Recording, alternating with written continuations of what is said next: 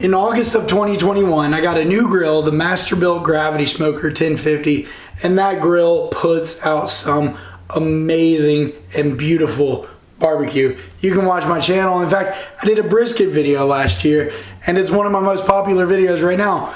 So I want to try something different. I like to think that my pit barrel, the pit barrel cooker, pumps out probably some of the best barbecue that I can get when it comes to low and slow. It's something about the way that it works with the airflow, the smoke hanging right over the charcoals. I love it. So today we are going to, we've already fired up the pit barrel cooker, and we're going to be hanging this brisket flat today. Let's get started.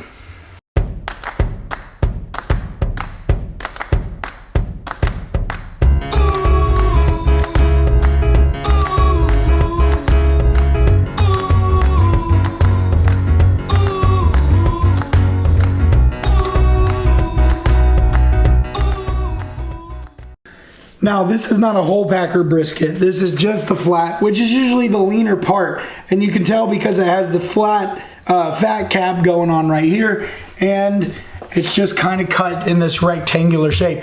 So we're going to clean up a little bit of this silver skin here, cut off a little piece there.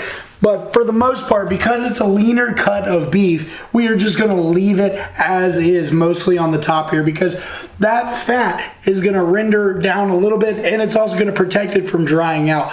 And the ingredients today are so simple. We're going to be using the Reserve Blend Injection from Kosmos. We're going to put a base layer of cow cover on here from the Kosmos selection as well. Then we're just doing some salt and pepper, and that's it. We're gonna hang it, and then we're gonna put it into a tin foil wrap or a peach paper wrap, and let it bring it up to temperature at about 201 until it's tender. We're gonna let it rest in our cooler, and then we're gonna slice into it. It's gonna be probably 6 steps, and we'll get this thing looking good. You will be the king or queen of barbecue in your cul-de-sac, and when you have your next pool party, hopefully your pool doesn't look like mine where it looks like a giant moat. But when you have your next pool party or backyard get out, you can have this ready and your friends are gonna be super jealous. Let me show you how we do this. First thing you're gonna need is a really sharp knife. And all we're gonna do, like I said, is kind of square off some of this fat here. And we're gonna flip it on the back, and we're gonna cut some of this fat down here. Now, I'm not gonna make you watch me do it, but you can see right here, we have some of that silver skin. That's the type of stuff that does not render down. That's what we're looking to cut off. So I'm gonna go ahead and do that, and then I'll show you the finished product here in just a second.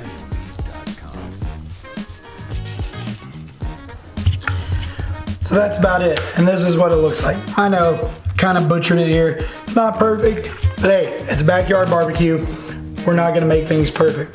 Now, another thing, when you're cooking brisket, when you slice it, when it's done, you want to cut against the grain. Now, we can see here, this grain is like a road map, right?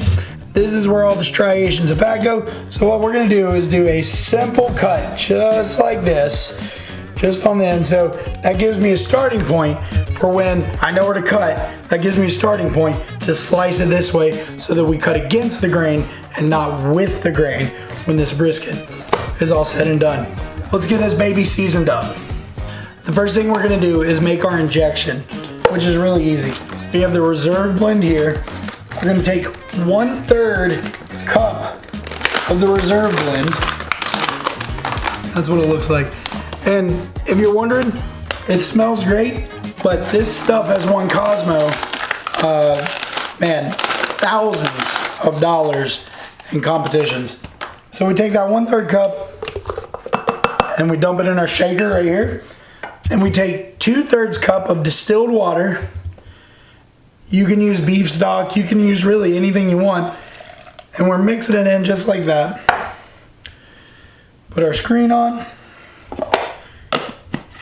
Put the lid on. And then, if you read the directions here, shake it like a Polaroid picture. So, that's what I'm gonna do here. And just shake it up, make sure we get it nice and mixed, because we wanna do this about every 1/2 inch or so into the brisket. We want to make sure that we've got a good moisture inside the brisket, and this just adds a whole different level of flavor. So I'm going to keep shaking this up, and then we'll use our spit jack to inject it in. So we shook it like a Polaroid picture. It is nice and mixed. So we're going to take our spit jack injection, and we're simply going to suck it in just like that. Make sure we get it all the way in. And then a couple shots there, a couple shots there. We're just going to get it in there and mix it in. We're going to get some of that stuff in there. Get some nice moisture in there. So we're done injecting. We got it all inside. Some of it came out. That happens. Next, we're going to use our cow cover, and we're going to give it a pretty liberal coating. This is just a base coat. Something really simple, but this adds, again, a different level of flavor. And when it comes to brisket, if you're looking for competition style or anything like that, you have to get the most flavor per bite. And this stuff wins awards, wins competitions. In fact, that's what Kosmos is known for. So just get both sides pretty liberally, like that. Doesn't have to be perfect. Do as little or as much as you want, because that's the beauty of barbecue. You can do whatever you want. You are the king of your own castle. The last part, simple salt and pepper. I got some pepper here. We're just gonna grind that on across the top like this. I'm gonna give it a good liberal coating as well. And then we'll hit the rest of it with some salt. And then we'll put the hook in and head outside to the pit barrel. Now, because this brisket is not a whole brisket, it's just a flat, we're gonna go with one hook. But if you were using a whole packer brisket, I would say go with two. All we're gonna do is get the thickest part right here. We're just gonna hang it by the corner like this, put it through, and bada boom, we're ready to take this baby out to the pit barrel. I'll see you out there.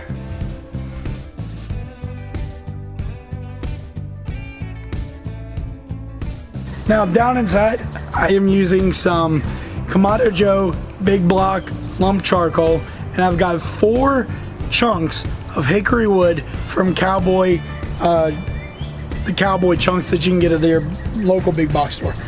All we're gonna do, like this, we're just gonna hang it, boom, just like that. Look at that beautiful thing. We're gonna hit it. We're gonna leave it in here and not touch it until it hits 165 internally, because that's usually when the stall is. But because this is a leaner cut of beef, this shouldn't take that long to get to 165. The stall's not gonna last as long. When it does, we'll wrap it in butcher paper, put the grate in, and let it sit on the grate for the remainder of the time. We'll see you back here in a couple hours, and we'll check the temperature, see how it's looking. So it's been about 3.5, almost 4 hours now, and we're gonna open this bad boy up, and let's take a look inside. Now, I just checked the temperature about 5 minutes ago. We've hit about 162. Look at that. Gorgeous, gorgeous, gorgeous. That smoke flavor, that fat cap. We're gonna go wrap this in some peach paper in the kitchen real quick, and we're gonna bring it right back outside, put it on the grate, let it finish smoking until it's 202. This thing is beautiful. We got the fat side right here. Just gonna pull that out. So we've hit the stall at about 165, 162, somewhere in there. But we're just gonna wrap this flat back up and throw it right back on the grill. But just look how juicy, moist that is. We're gonna use, of course, the Kosmos Q paper. This is the paper that we put it on first, put all the rubs on. And there's really no science to this at all.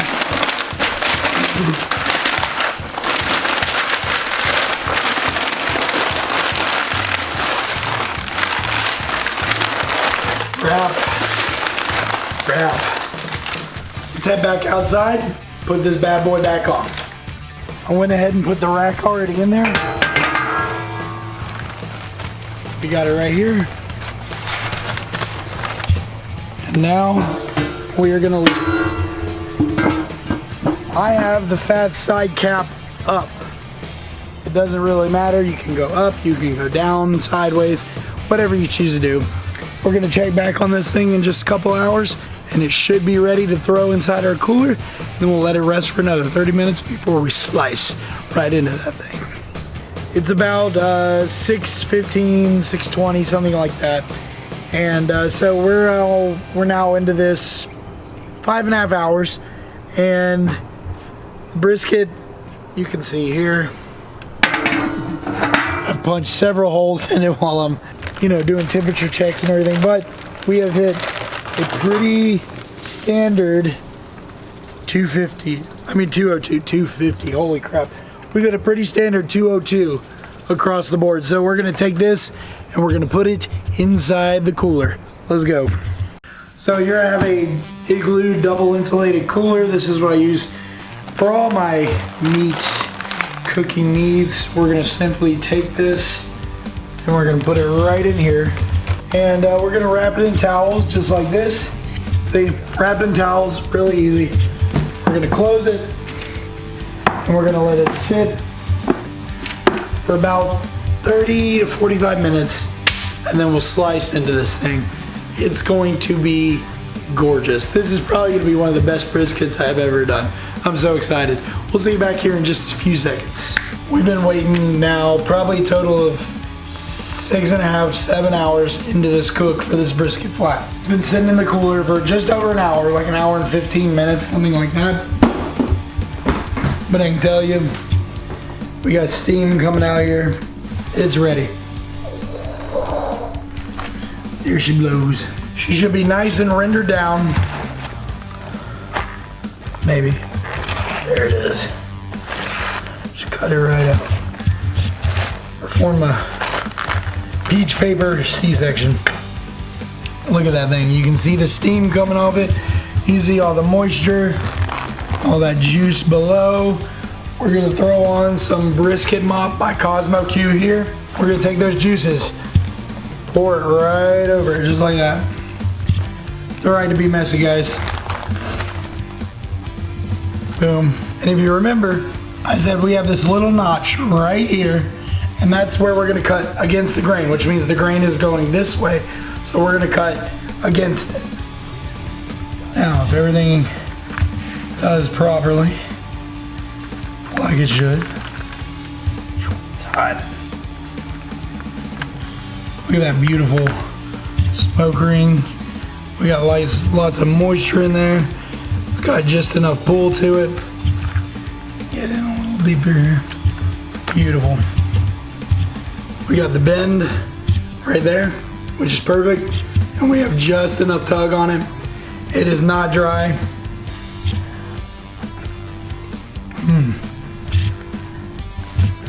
I'm gonna just, you know what, we're just gonna cut it in half. Look at that. Beautiful smoke ring all the way around. Lots of moisture coming out. Now, because this isn't the whole brisket, we're not gonna get the super juicy one. This is the more lean cut, but the fat rendered down beautifully. We got the brisket jiggle, if you can see that kind of going on here. This is awesome. So we're gonna take our Brisket Mop here. Really doesn't need it, but it just adds a whole nother level of flavor to it. And we're just gonna pour it on like that. Got our brush here. And again, just adds a whole nother layer of flavor to it. Look at that smoke ring. That is amazing. It's beautiful. So here goes the taste test. So I got a nice piece of brisket here. I'm gonna dip it in the juices, get a little bit of that Brisket Mop on top, and here we go.